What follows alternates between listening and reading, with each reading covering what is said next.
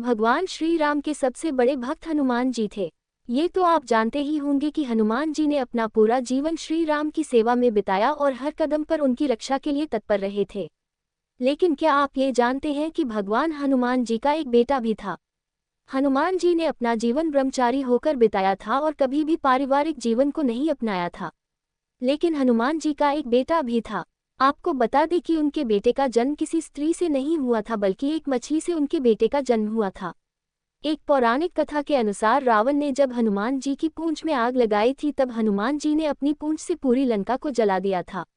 लंका जलाने के बाद हनुमान जी जब अपनी पूंछ में लगी आग को बुझाने समुद्र में उतरे, तब हनुमान जी के पसीने की एक बूंद उस समुद्र के पानी में टपकी और उस बूंद को एक मछली ने पी लिया था। उसी पसीने की बूंद से वह मछली गर्भवती हो गई और उससे एक पुत्र उत्पन्न हुआ, जिसका नाम पड़ा मकरध्वज। रामायण में जब भगवान राम से रावण युद्ध में हारने लगा, तो रावण ने पाताल लोक के स्वामी अहिरावण को श्री राम और लक्ष्मण का अपहरण करने के लिए मजबूर किया था। आपको बता दें कि अहिरावण एक मायावी राक्षस राजा था। उसने हनुमान का रूप धारण करके श्री राम और लक्ष्मण का अपहरण किया और फिर उन्हें पाताल लोक ले गया था।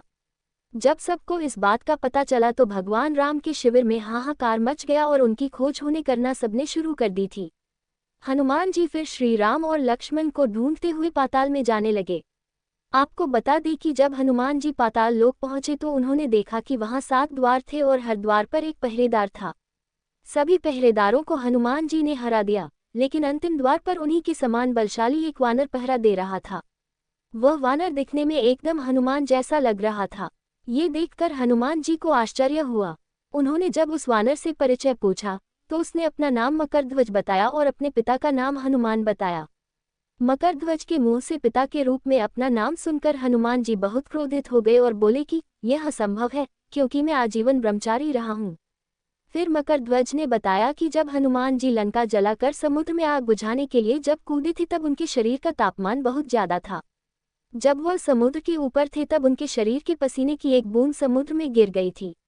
उसने ये भी बताया कि फिर उस पसीने की एक बूंद को मछली ने पी लिया था और उसी पसीने की बूंद से वह गर्भवती हो गई थी। फिर उसने ही मकरध्वज को जन्म दिया था। पूर्व जन्म में अप्सरा थी मछली।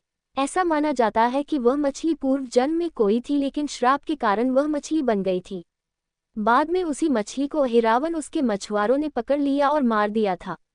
आपको बता दें कि अहिरावण एक मायावी राक्षस राजा था। कुछ समय बाद वह अप्सरा श्राप से मुक्त हो गई था। ये सब सुनकर हनुमान जी ने मकरध्वज को अपने गले से लगा लिया, लेकिन अपने पिता के रूप में हनुमान जी को पहचानने के बाद भी मकरध्वज ने हनुमान जी को अंदर नहीं जाने दिया था। इससे हनुमान जी प्रसन्न भी हुए थे। बाद में हनुमान जी और मकरध्वज के बीच युद्ध भी हुआ और अंत में हनुमान जी ने अपनी पूंछ से उसे बांधकर दरवाजे से हटा दिया था और फिर श्री राम और लक्ष्मण को बंधन से मुक्त कराया था। बाद में भगवान श्री राम ने ही मकरध्वज को ही पाताल का नया राजा घोषित किया था।